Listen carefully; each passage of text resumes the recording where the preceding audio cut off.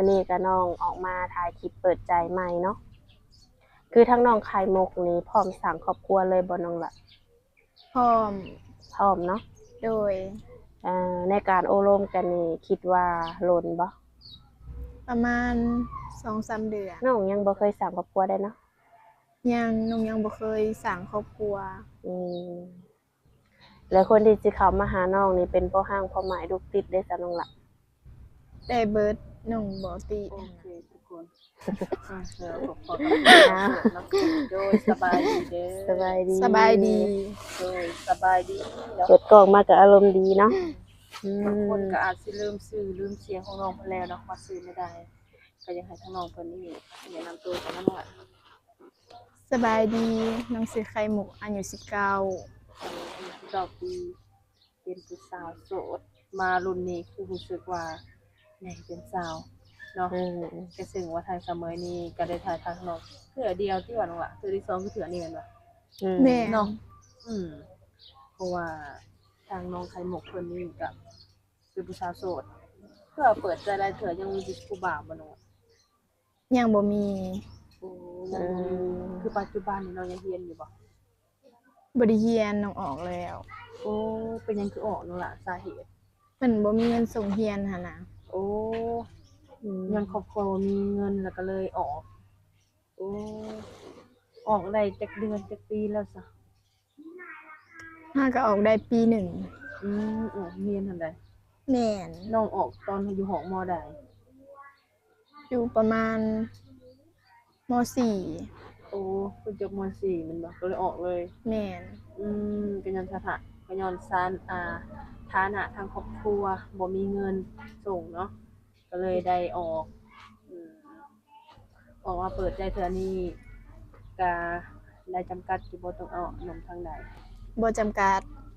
มักผู้บ่าวเป็นจังซี่น้องล่ะ มักผู้ว่าแบบเพิ่นนิสัยดีหั่นน่ะแบบว่าไปเล่นไปเที่ยวกลับมาก็บ่วุ่นวายหั่นน่ะ ทางน้องเองบ่เพิ่นไปเที่ยวหรือว่าไผทางฝ่ายชายวะแม่นแล้วเพิ่นไปลิ้นไปเที่ยวก็บ่วนบ่วายบ่ร้ายบ่เกลียด โด แบบนี้ ย ว่ะโอ้มักผู้ชายแบบนี้ว่ะเนาะมักผู้ชายแบบมีความอบอุ่นหรือว่าเป็นผู้ใหญ่พอแบบนี้บ่เป็นผู้ใหญ่พออายุของฝ่ายชายเอาส่ำใดส่ำใดก็ได้น้องบ่จำกัดอืมส่ำใดก็ได้โอ้น้องไข่มุกคือทางฝ่ายชายเพิ่นเห็นเจ้าแบบนี้หั้นนะแล้วเพิ่นอยากมาหาหรือว่าเยี่ยมยามนี่คือได้แม่นบ่น้องล่ะ ได้แต่ก็ต้องแบบนัดกันก่อนหั่นนะบางเทื่อน้องบ่ว่าง คือน้องบ่ว่างน้องบ่สะดวกก็มามันก็บ่เห็นเนาะต้องนัดกันก่อนเนาะปัจจุบันนี่น้องบ่เฮ็ดเวียกจังไดซะบ่ได้เฮ็ดเวียกมีแต่เบิ่งป้าอยู่เพื่อนหั่นน่ะโอ้จะอยู่กับป้าบ่แม่นอยู่กันกับป้าจักคนบ่น้องล่ะอยู่2คนอยู่2คนโอ้ป้าเพิ่นมีอายุหลายส่ำใดแล้ว40-50ปลายแล้วเพิ่นเฒ่าแล้วหั่นน่ะก็คือว่าอายุหลายแล้วเนาะโดยโอ้เพิ่นเฒ่าแล้วโดยก็คือทางเจ้าก็เลยเบิ่งป้าพ่อกับแม่ของน้องไข่มุกเป็นจังไดซะ เพิ่นแยกทางกันแต่น้อยแต่น้องบ่ฮู้จักความ โอ้ผิดทางกันแล้วเนาะก็มีแต่ทางน้องอันเบิ่งยายเบิ่งป้าเสียบ่โดยคือมื้อนี้ก็น้องออกมาถ่ายคลิปเปิดใจใหม่เนาะคือทั้งน้องไข่มุกนี้พร้อมสร้างครอบครัวเลยบ่น้องล่ะพร้อมพร้อมเนาะโดยในการโอ้ร่วมกันนี่คิดว่าโลนบ่ประมาณ2-3 เดือน 2-3 เดือนเนาะโดยถ้าว่าร่วมกันฮอด2-3 เดือนแล้วต่างฝ่ายต่างมักฮักกันนี่ก็คือมาฮ้องมาขอได้บ่ได้อืมน้องยังบ่เคยสร้างครอบครัวได้เนาะน้องยังบ่เคยสร้างครอบครัวอืมแล้วคนที่สิเข้ามาหาน้องนี่เป็นพ่อห้างพ่อหมายลูกติดได้ซะน้องล่ะได้เบิดน้องบ่ติหั่นน่ะอืมคือบ่ได้รังเกียจเพิ่นบ่บ่อืมรับได้แท้บ่น้องล่ะรับได้แท้อืมต่อให้เพิ่นมีลูก1ลูก2ลูก3ก็ตามบ่โดยอืม โดย ผู้ชายกินเหล้ากินเบียร์สูบยาได้บ่ ได้แต่ก็บ่อยากให้สูบหลายหันนะ อืมพอดีพองามบ่ โดย อืมเหล้าเบียร์ได้กินได้บ่ กินได้เบิด อืมส่วนตัวน้องก็กินอยู่บ่ น้องบ่ค่อยกินหันนะ อืมคือน้องนี่ก็เป็นผู้สาวขึ้นใหม่อยู่เนาะมักอยู่บ่น้องหลาไปดินไปเที่ยวไปตีแบบนี้นะ บ่มัก อืมบ่มักเนาะแล้วผู้ชายไปดินไปเที่ยวเลยสามักบ่ ก็มักอยู่หันนะ อืมโดยก็ถือว่าบ่ได้มีข้อติอีหยังเนาะ โดย อืมคือทุกมื้อนี้น้องก็บ่ได้ไปเฮ็ดเวียกทางใดเนาะแบบเงินคำใช้นี่เอามาแต่ไสน้องละ ลูกของป้า อืมลูกป้าเพิ่นเอาให้โอ้เพิ่นไปหาเงินอยู่ไสน้องละ อยู่ไทย อืไปหาเงินอยู่ไทยเนาะคือทุกเดือนเพิ่นจะส่งมาให้แม่นบ่ โดย โอ้คือน้องนี่อาศัยอยู่สองคนเนาะถ้าว่าน้องมีลูกมีผัวนี่น้องสิไปอยู่นำสามีได้บ่ซะ ไปได้แต่ก็ต้องเอาเพิ่นไปนำหันนะ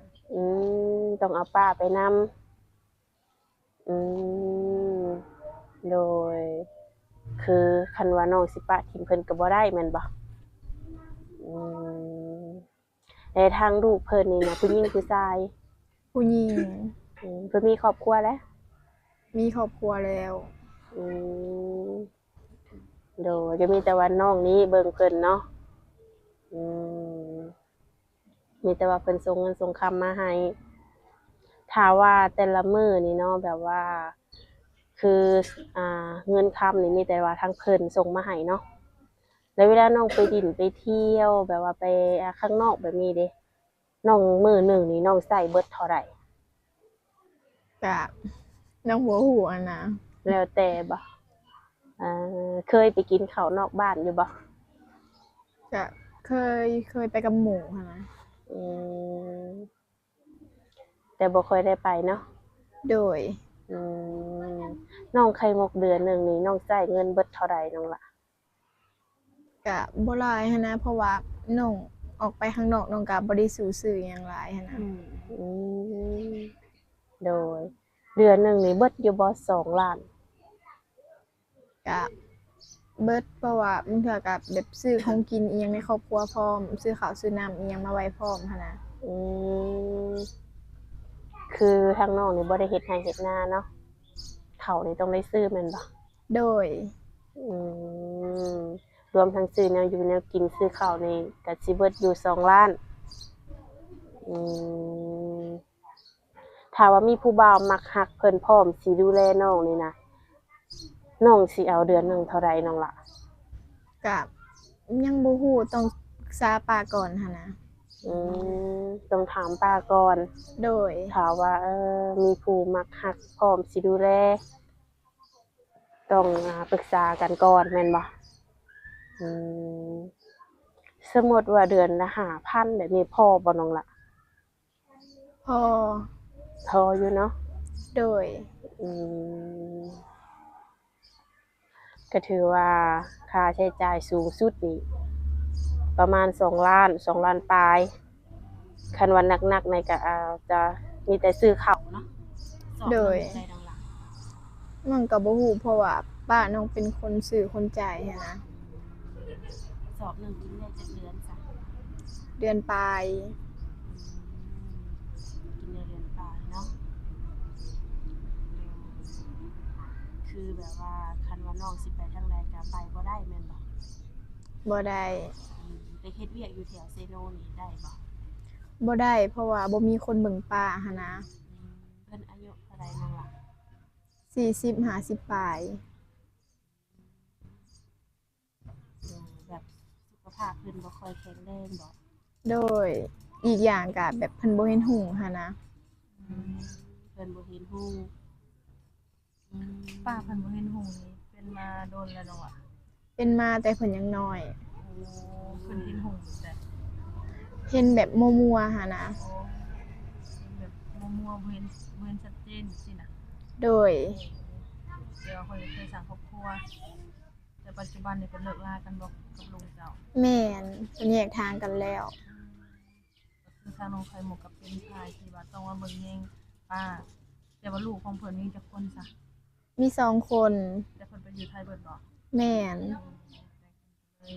ถามว่าสิอยู่นำกันเด้อเบิ่งแม่ก็สิบ่มีเงินใช้เนาะ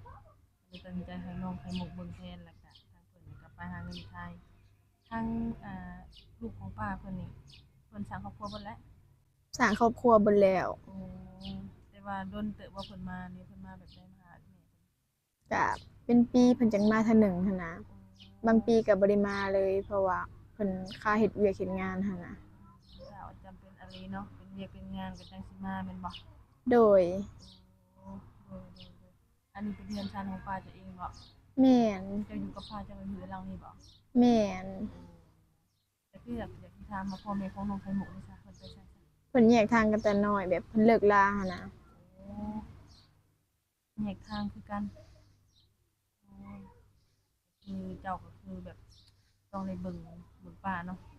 โดย แม่ของเจ้าก็ได้ฝากเงินมาส่งเงินมาอยู่บ่ บ่ได้ติดต่อกันเลย แม่ของเจ้าหั่นใด แม่น เจ้าอยู่กับไผซะแบบคนที่ว่าเลี้ยงเจ้าหรือว่าส่งเงินให้เจ้านี่พ่อบ่ บ่มีแต่ลูกป้า อ้าวพ่อก็บ่ส่งแม่ก็บ่ส่งแต่คือป้านี่เพิ่นเป็นแม่ของเพิ่นเป็นเอื้อยของแม่เจ้าหรือเป็นอ้ายของพ่อเจ้า เป็นเอื้อยของพ่อ เอื้อยของพ่อ โดย โอ้แล้วแม่เจ้าเป็นคนทางไหนจังหวัด ทางสารวันแข้งสารวัน โอ้อยู่สารวัตรพุ่นโอ้แต่เพิ่นทั้งญาติของทั้งแบบของพ่อแม่ถ้าทางแม่เจ้าเพิ่นก็บ่ติดต่อมาหาเจ้า บ่ โอ้กระเปกมันก็เนาะปกติเจ้าก็อยากเป็นสาวแบบนี้เจ้าก็ฮู้เพื่อนบ่ซะเพื่อนมีสาวเจ้าเองให้เพิ่นรู้บ่ บ่เพราะว่าบ่เคยไปหั้นนะเพิ่นได้น้องมากะเพิ่นป้าทิ้งน้องอยู่น้ำป่าเลยเพิ่นก็แยกทางกัน แต่ว่าพ่อของเจ้านี่เจ้าก็ยังเห็นแม่นบ่ บ่เคยเห็น บ่เคยเห็นอีก โดย อ้าว ปัจจุบันนี้เพิ่นอยู่ไสซะน้องล่ะฮู้อยู่บ่ บ่ฮู้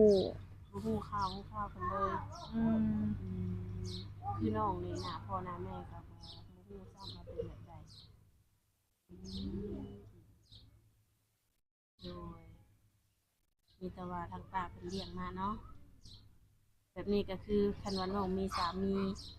คารองก็ต้องขึ้นอยู่กับป้าแม่นบ่ แม่น โดยทางพ่อทางแม่นี่ถือว่าเบิดสิทธิ์แล้วเนาะ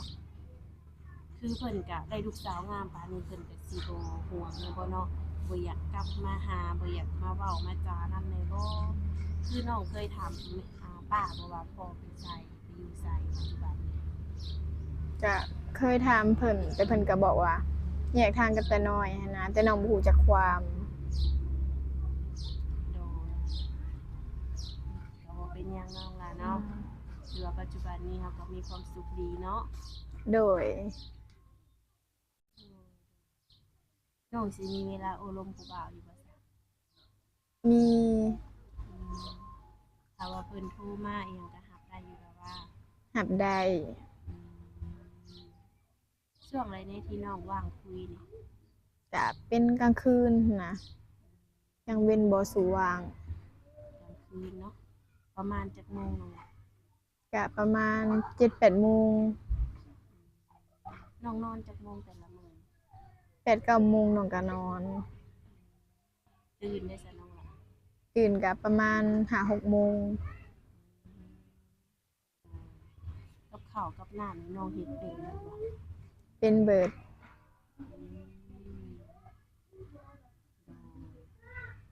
ถือว่าได้อยู่เนาะน้ำหนักน้องเท่าใดน้องล่ะ 40 ปลาย 40ปลายความสูงเด้ 150 ปลาย เกือบฮอด160 เกือบ660เนาะบัดนี้ผู้บ่าวสิเข้ามาหานี่สิเอาความสูงเพิ่นเท่าไรซะบัดนี้ เท่าใดก็ได้น้องบ่ติ บติเนาะคือน้องก็เป็นผู้จบผู้งาม คนที่สิเข้ามาหาน้องในหน้าตาของเพิ่นจำกัดบ่ บ่จำกัด ไปเบิดเนาะถือว่าเกี่ยวกับหนุ่มๆนี่บ่มีข้อติแม่นบ่ โดย น้องก็บ่ได้มีสเปคว่าซั่นเนาะ บ่มี ถือว่าผู้ชายแบบใดก็ได้ขอให้ว่าเพิ่นนี่สามารถเบิ่งแยงเขาได้เนาะในกรณีที่ว่าเพิ่นอยากมาหาก็มาได้แต่ว่านี่ มาได้แต่ก็ต้องนัดกันก่อนหั้นนะ แบบมาเซอร์ไพรส์นี่บ่ได้บ่ ต้องยันแบบบ่อยู่เฮือนหั้นนะ ต้องนัดกันก่อนเนาะในทางที่ต่อน้องมีหยังแหน่ซะน้องล่ะ มีไลน์ มีแต่ไลน์หั่นบ่พร้อมแจกเลยบ่นี่ พร้อม ประมาณนั้นล่ะ QR code ไลน์โดยคือว่าทางติดต่อ